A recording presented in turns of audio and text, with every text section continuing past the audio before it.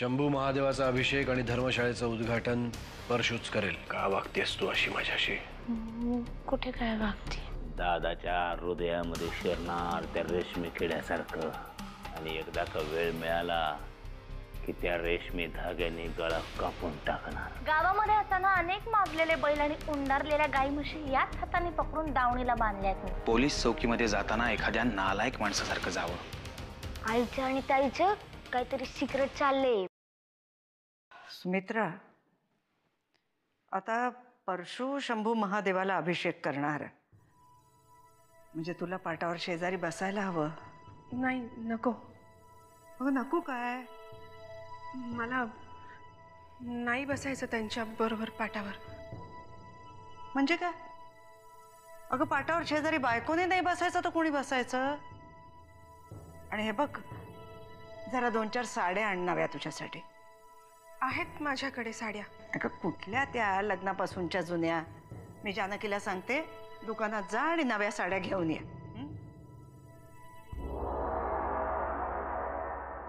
का रे, तुझा काय असा चेहरा पडलेला? हे काय? सकाळी गेला ते आता परत येत आहे. खाणं नाही, पिणं नाही, काय चाललंय काय या घरात? आईला अगं, काय चाललंय? काय काय चाललंय ते तुम्हाला कसं कळणार? कारण जे काही चाललंय ना ते वामनच्या बाबतीत चाललंय. हे जर का तुमच्या लाडक्या नरसिंहाच्या बाबतीत घडलं. बास, उगाच वड्याचं तेल वांग्यावर काढू नकोस. प्लीज तुम्ही जरा गप्पच बसा. वडा आणि वांग यातला फरक कळतो तुम्हाला? उदाहरणं देतायत. वामन, काय झालं बाबा? कुठे होता सकाळपासून? पोलीस स्टेशनमध्ये. त्या CID ऑफिसरनी वैताग आणलाय आत्या. त्यांनी बोलवलं म्हणून मी आज पोलीस स्टेशनमध्ये गेलो, तर दिवसभर मला पोलीस स्टेशनमध्ये नुसतं बसवून ठेवलं होतं. वेगवेगळे प्रश्न विचारत होता. का? हेच कोणीतरी त्या इन्स्पेक्टरला विचारा. जणू काही ह्यांनीच गोळा झाला तसं डांबून ठेवता त्यांना. मला एक कळत नाही आत्या, ऑफिसर माझ्या का इतका मागे लागलाय? प्रश्नावर प्रश्न, प्रश्नावर प्रश्न. थांब, मी विचारेन त्याला. तुम्ही नाही, भाऊजींना त्यांच्याशी बोलायला लावा. आज तर त्यांनी कहरच केला. नंतर माझ्याशी असं बोलत होता जणू काही त्यांनी स्वतः पाहिलंय प्रत्यक्ष मला दादाला गोळ्या मारताना. हे प्रकरण इतकं पुढे गेलं? आज मला अटक केली नाही, नशीब समज. मी तुम्हाला सांगितलं नव्हतं हा सगळा तुमच्या विरुद्धचा कट आहे? बास अहिल्या, बास. ऑलरेडी मी खूप वैतागलोय का दिवसभर. त्यात आता मला अजून त्रास देऊ नकोस.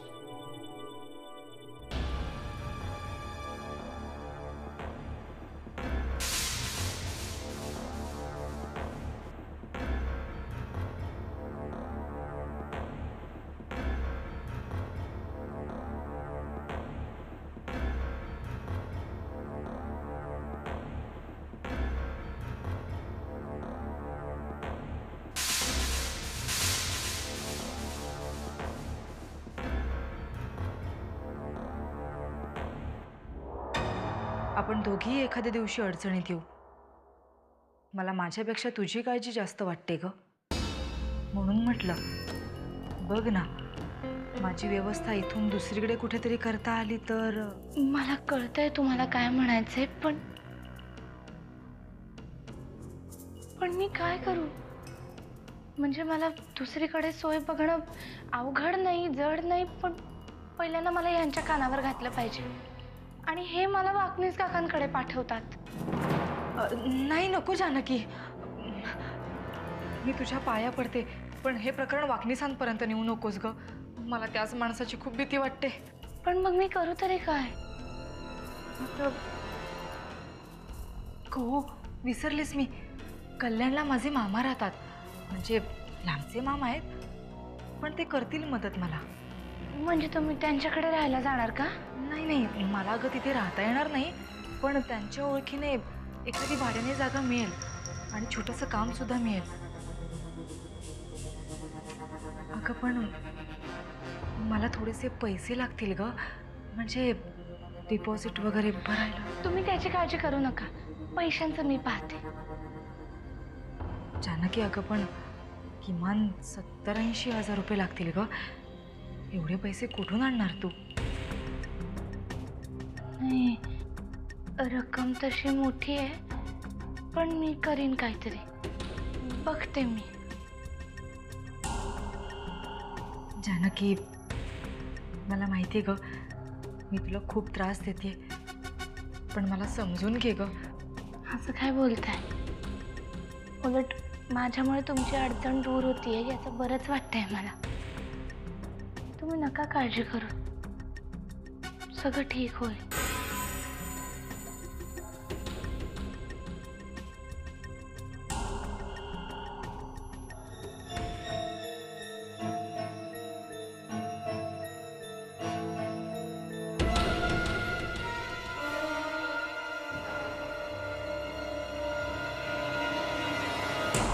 CID मोरासकर काय प्रकरण आहे? का तो वामनच्या मागे लागला एवढा? काय मनात काय आहे त्याच्या?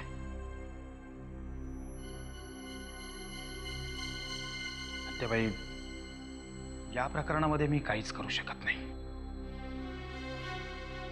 कारण चौकशीसाठी त्याला फोन केला की धड उत्तर मिळत नाही. तिरसट माणूस आहे तो. त्याला म्हणावं, तुझा तिरसटपणा घरी ठेवून मग येत जा इथे चौकशीला.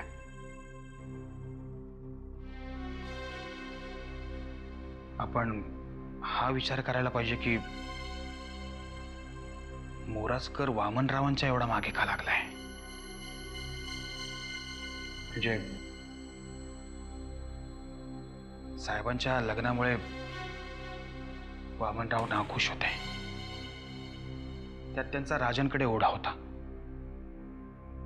तुम्हाला तर माहितीये, लग्नाच्या दिवशी त्यांनी दारू पिऊन किती गोंधळ घातला होता ते. काय म्हणायचंय तुम्हाला? आत्याबाई, तोच राग मनात धरून वामनरावांनी हे कृत्य कशावरनं केलं नसेल. ओके, डोकं फिरलंय का तुमचं? वामनला लहानपणापासून मी ओळखते का तुम्ही? मला माफ करा आत्याबाई, पण परिस्थितीच अशी निर्माण झाली की संशयाची सोयी कोणाकडेही जाऊ शकते. माझी खात्री आहे, वामन या थराला कधीही जाणार नाही. तो कितीही रागवला तरी सगळा राग स्वतःवर काढेल.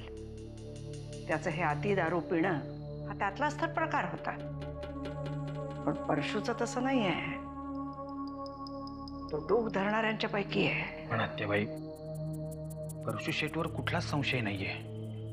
त्या मोरासकरचं काही नाही करता येणार? नाही, आपण नाही काही करू शकत. कारण मीडिया किती जागरूक झालाय तुम्हाला माहिती आहे.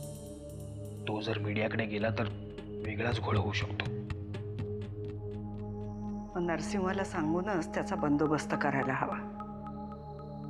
कारण काहीच सापडलं नाही तर ही फाईल बंद होईल. पण ही दुखावलेली माणसं कायमची दुरावतील आपल्याला. मी बोलतो साहेबांशी, पण तुम्हीही त्यांच्या कानावर या गोष्टी घाला. त्याने वेगळा फरक पडेल. ठीक आहे, या तुम्ही. ठीक आहे.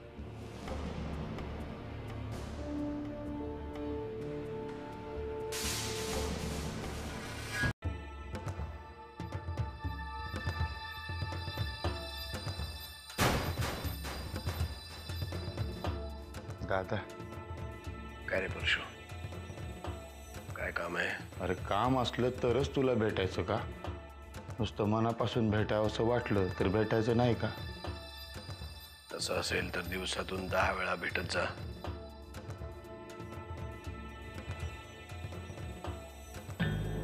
अरे हे काय करतोयस तू? खरं तर खूप वर्षापूर्वीच हे करायला पाहिजे होतं बाबा. आज पहिल्यांदाच मी तुला इतकं हळवं झालेलं पाहतोय परशू. होय, बऱ्याच वर्षानंतर पहिल्यांदाच मला असं मनापासून वाटलं की दादाचे पाय धरले पाहिजेत. मानायचं बाबा, तू मोठा आहेस, मोठा आहेस. इतकी वर्ष मी तुला लई त्रास दिला, लई वाईट वागलो, पण तू मात्र. काय केलं मी? आता आणि काय करायचं बाकी आहे? रमावतीला अभिषेक करायसाठी माझं नाव सुचवलं तू? माझं? किल्लेदार म्हणून हक्कच आहे तुझा तो परशू. अरे किल्लेदार नाव लावायची सुद्धा लायकी नाही रे माझी. लाज वाटते मला. तू तसा नाही बाबा, मोठ्या मनाचा आहेस तू. तुला सांगतो दादा, तो हॉस्पिटलमध्ये गेला की नाही तेव्हा मला तुझी खरी किंमत कळली बघ. तुला सांगू परशू, मी हॉस्पिटलमध्ये होतो तेव्हा मला स्वतःलाही जाणवलं जगण्याचं महत्व काय असतं ते. नाहीतर किती सहज आपण आलेला दिवस पुढे ढकलतो. पण आता नाही परशू. काय विचार करतो रे तू? किती चांगला विचार करतो. असाच विचार आमच्या सुद्धा डोसक्यामध्ये शिरू दे. तशी ताकद दे रे बाबा परमेश्वरा. येतो.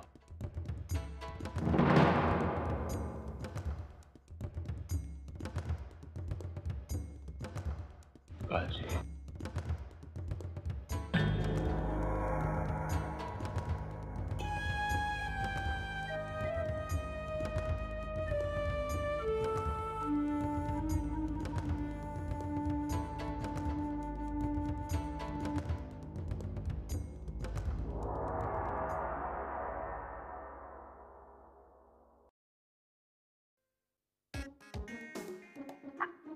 अजिबात नको येऊस तू घरात, कळलं का? का आता मी काय गुन्हा केलाय? आई आज गावाला जाणार म्हणून तू तुला भेटायला गेली होतीस ना? आणि मग मी काय पाप केलं होतं? अरे बापरे, आता मला काय माहित माझ्या भावाला आईला भेटण्याचा एवढा पुळका आलाय म्हणून. दरवेळेला आई बाबांना जाऊन भेटायचं तू काय ठिका घेतलायस? आणि तू किल्लेदारांची बायको असलीस ना तरी मी त्यांचा मेहुणा आहे एवढं लक्षात ठेव. अरे बापरे, पण गण्या तुला आईला भेटायचं होतं का तिच्या हातचे लाडू खायचे होते? ते तुला काय करायचंय? आम्ही आमचं बघून घेऊ ना. बरं राहिलं का, आता तू भेटला नाही म्हणून आईने लाडू पाठवले होते. पण तुला खायचे नसतील तर म्हणजे तसे मग मी आता काय ठेवून देते. माझी तुझ्याशीच बोलायची इच्छा नाहीये. ते लाडू दे इकडं आणि जा भाऊजींच्या शिव्या खायला आता. म्हणजे भाऊजी मगाशी मला विचारत होते तुला एकट्याला टाकून कशी काय गेली ती. मी सांगितलं भाऊजींना जाऊ दे भाऊजी, कशाला, माफ करा तिला. आणखीन काय विचारत होते? त्यांना जे विचारायचं होतं ते त्यांनी विचारलं आणि मला सांगायचं होतं ते मी सांगितलं. देतो डबा.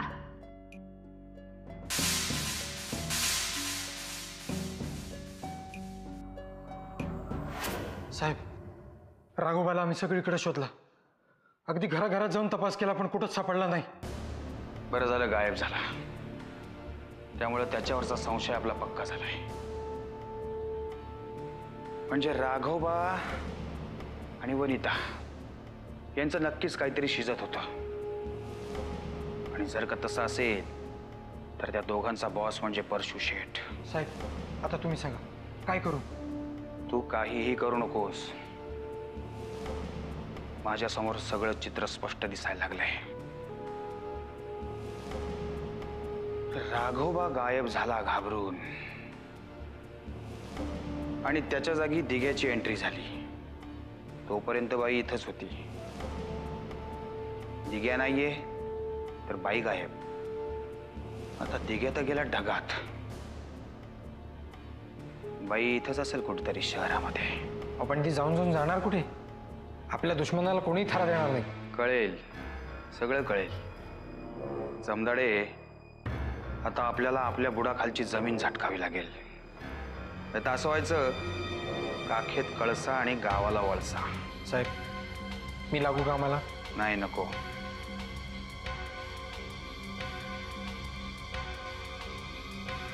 मला असं वाटतंय आता मला स्वतःलाच मैदानात उतरावं लागेल.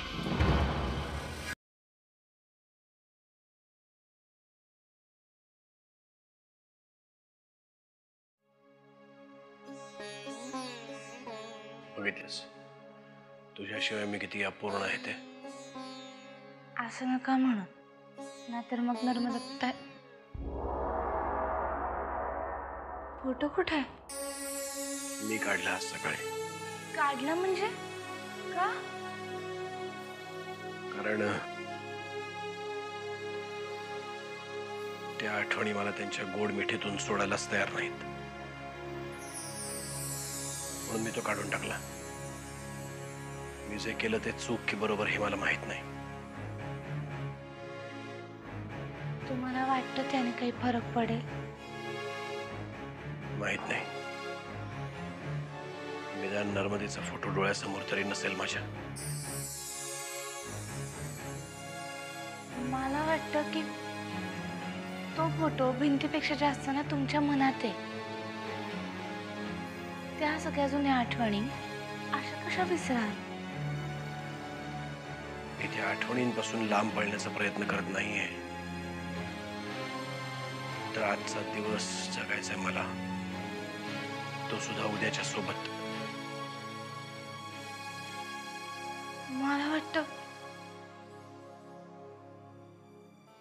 मला वाटतं हा नर्मदाताईंवर अन्याय आहे.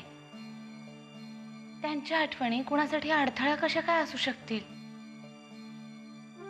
मी तिच्या आठवणींना गोड आठवणी म्हटलं, अडथळा म्हटलं नाही. पण त्याचमुळे तर तुम्ही वर्तमानात जगू नाही शकत आहात ना. तुम्हाला ज्या दिवशी त्यांचा अडथळा वाटायला लागेल ना, त्या दिवशी भिंतीवरचा तो फोटो आपला आपलाच गळून पडेल. कोणाला काही सांगण्याची गरजच नाही पडणार. तुझ्या या भोळेपणाचं मला कौतुकही वाटतं आणि हसूही येतं. खरं सांगू, नर्मदाताईंचा तो हसरा फोटो पाहिला ना की असं वाटतं की त्या अजूनही आजूबाजूला कुठेतरी आहेत. तोच फोटो मला आजचा दिवस जगू देत नाही. तो फोटो माझ्या मनात आहे. हे तुमच्या पुरतं झालं. माझं काय? मला रोज त्यांच्याशी 2 शब्द तरी बोलावेच लागतात. किती सहजपणे आपलंसं करून टाकतेस तू परिस्थितीला. माझ्यावर विश्वास ठेवा. तुमच्या मनातली ही जी लढाई आहे ना, ती लवकरच संपेल. तू बोललीस वाटतं तुझ्या देवाशी. बोलले नाही, पण अनुभवावरून सांगते. 1 महिन्यापूर्वी मला वाटलं सुद्धा नव्हतं की मी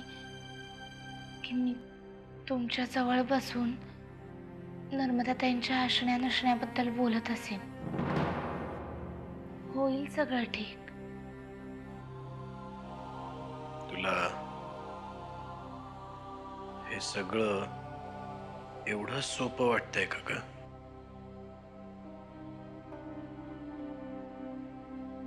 वाटत नाही, तसं असतंच. आपणच सगळा गुंता करून ठेवलेला असतो. मग एक दिवशी पांडुरंग सगळा गुंता उलगडून दाखवतो आणि मग आपणच म्हणतो हत्तीच्या एवढं सोपं होतं हे सगळं.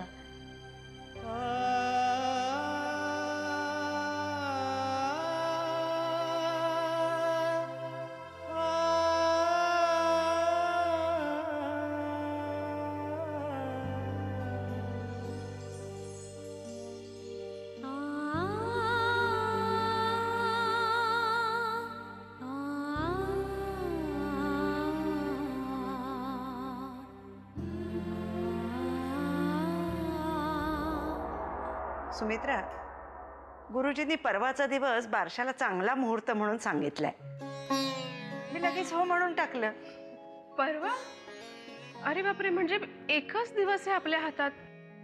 एका दिवसात एवढी सगळी कामं कशी? काकू, तू तयारीची अजिबात काळजी करू नकोस. तू फक्त चिऊचं नाव काय ठेवायचं याची चिंता कर. का चिऊच ठेवणार आहेस? मला वाटतं ना, यावर आपण सगळ्यांनी बसून एकदा चर्चा केली पाहिजे. चर्चा कसली करायची?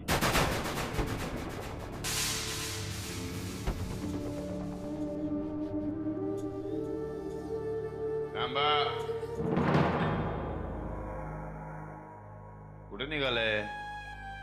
आता मी काय म्हणतो ते ऐका. तुमचं नको, माझं नको. चिवताईचं नाव नरसिंह दादाला ठरवू दे.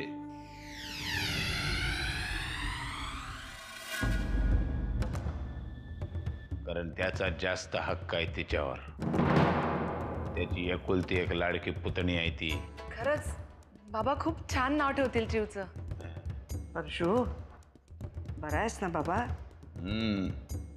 कालपर्यंत बरा नव्हतो, आता जरा बरा झालोय. लई वाईट वागलो राक्षसासारखा.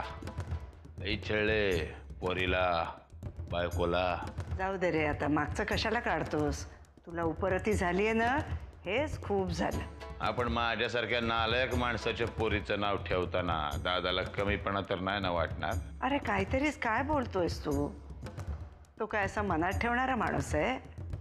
तू जाऊन सांग त्याला, अगदी आनंदाने तयार होईल बघ. सांगतो की, आता जाऊन सांगतो.